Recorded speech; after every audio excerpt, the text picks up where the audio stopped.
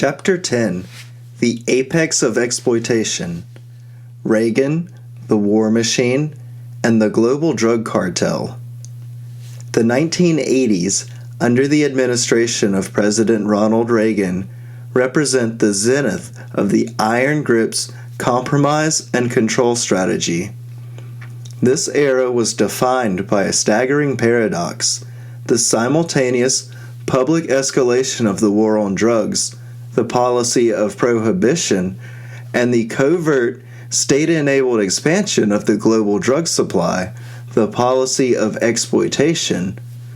By examining the available evidence, Ronald Reagan's presidency can be seen not just as a political administration, but as the flawless, methodical execution of the iron grip's strategic blueprint, achieving a scale of criminal enterprise that defies comprehension. The war on drugs, policy as profit engine. The iron grip required a mechanism to both flood the market and guarantee maximum profit margins. The Reagan administration delivered this by treating policy as a profit engine. Step 1. Supply creation, exploitation. The intelligence communities enabled the production of narcotics in destabilized foreign theaters, ensuring a massive supply. Step 2. Price maintenance, policy. The domestic war on drugs policy simultaneously drove the price of narcotics sky high and justified the use of punitive measures and mass incarceration, further reinforcing the iron grip's social control over the fractured communities detailed in Chapter 9. This duality, escalating war on drugs at home while funding it abroad, ensured that the criminal network became deeply entrenched, not only within marginalized communities, but also within the middle class and elite. The Afghanistan Heroin Funnel. Following the Soviet invasion of Afghanistan, the mob's network, in concert with U.S. intelligence, executed a masterful exploit and profit operation. Heroin production in Afghanistan was minimal in 1980. The Central Intelligence Agency, CIA, arrived with billions of dollars in weapons to arm the Mujahideen, the anti-Soviet resistance. As the CIA funded and supported these militant groups, including key figures who would later form the basis of organized terrorism, such as Osama bin Laden, it simultaneously facilitated a vast narcotics trade to fund the effort. The results were astronomical. By 1989, the region was exporting an estimated 1,200 tons, nearly 2.4 million pounds of heroin per year. This explosive growth transformed Afghanistan into the world's largest opium producer, a trade that continued largely unabated until the Taliban briefly outlawed it in 2000, demonstrating that the supply was a matter of political will, not logistical inevitability. The South American cocaine explosion. The mob's global diversification strategy also targeted South America, leading to the catastrophic rise of the cocaine trade. Colombia had a significant marijuana trade, but upon the arrival of U.S. intelligence assets in the 1980s, cocaine production exploded. The American intelligence communities were documented working with key figures in the emerging cartels, most famously Pablo Escobar. This state-enabled production had devastating human costs. Political destabilization. The mob-fueled cartels became state-level military threats. Yair Klein, an Israeli mercenary with documented ties to the intelligence community, was instrumental in training cartel death squads that killed thousands of people, including 3 presidential candidates and half of the Colombian judiciary. Massive transport. The central link between production and the U.S. market was the transport operation. Drug pilot Barry Seal, under government protection, was documented shipping an estimated $5 billion in cocaine, a figure closer to $100 billion in today's dollars, into the small, unsuspecting airfield of Mena, Arkansas. This operation provided the Iron Grip with a massive, state-protected port of entry. The flawless domestic distribution. The final step was the shielded distribution network that supplied the domestic market. This leg of the operation was perfected by figures like Freeway Rick Ross in Los Angeles. Ross and his contacts operated a shielded pipeline documented shipping millions of dollars of cocaine per day into the city. Ross himself claimed to be moving $3 million daily. Again, do not forget the inflation. This distribution was not a random street operation. It was a high-volume, continuous flow that required the tacit protection of agencies that ensured the profits were delivered without interruption.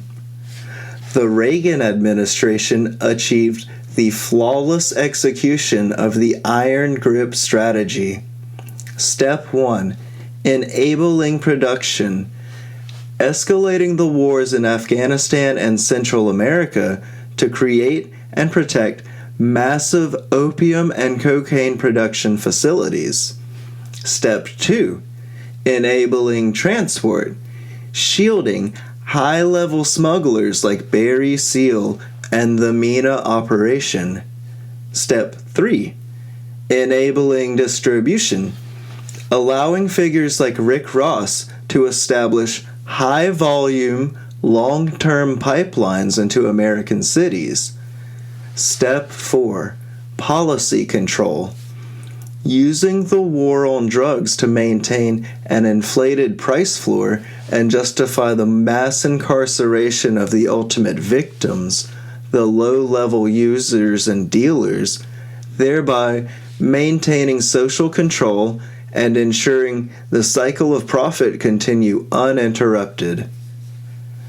The cost of exposure. Silencing the conduits.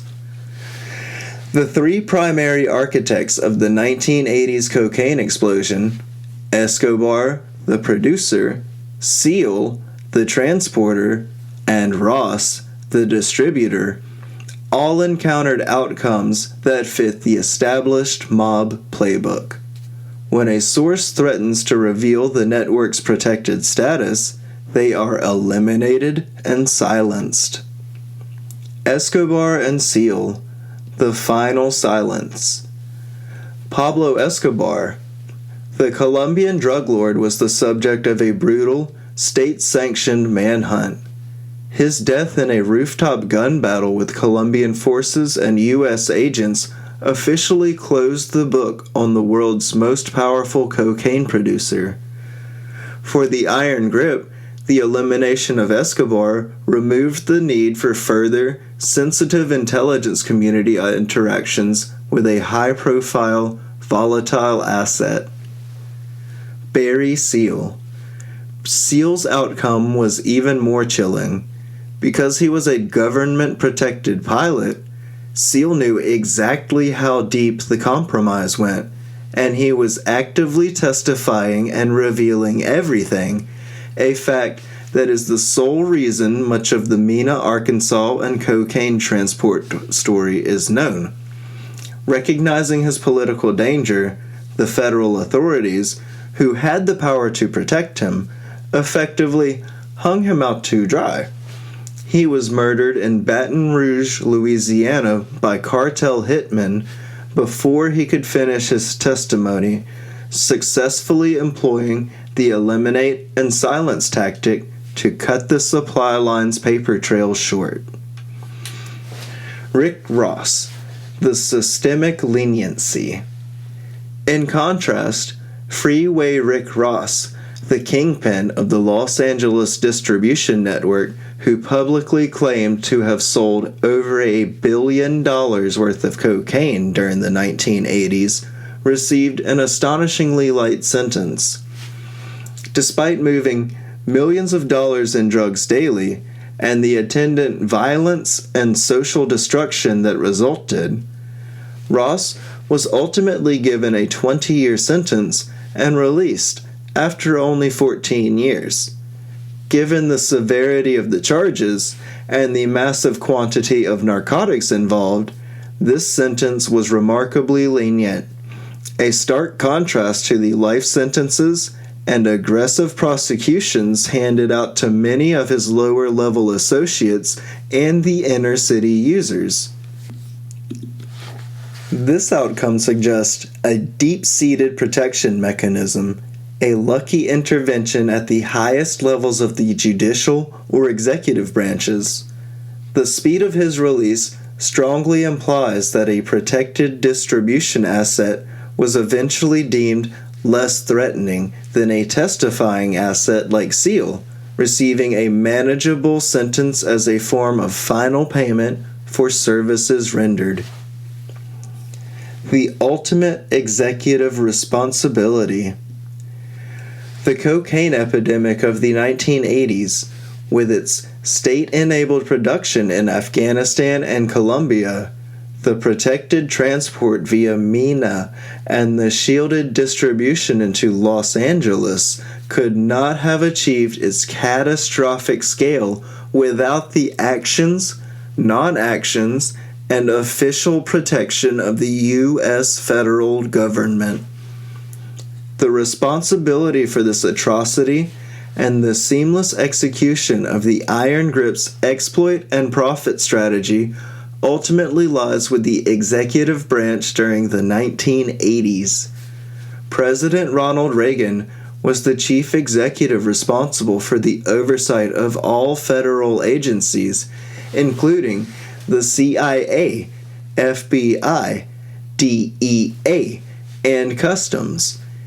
Even without a direct order, his administration's policies and priorities created the political environment, the funding mechanisms, and the intelligence black holes that allowed this multi-billion-dollar criminal enterprise to flourish, demonstrating the final, total capture of the American state by the Iron Grip.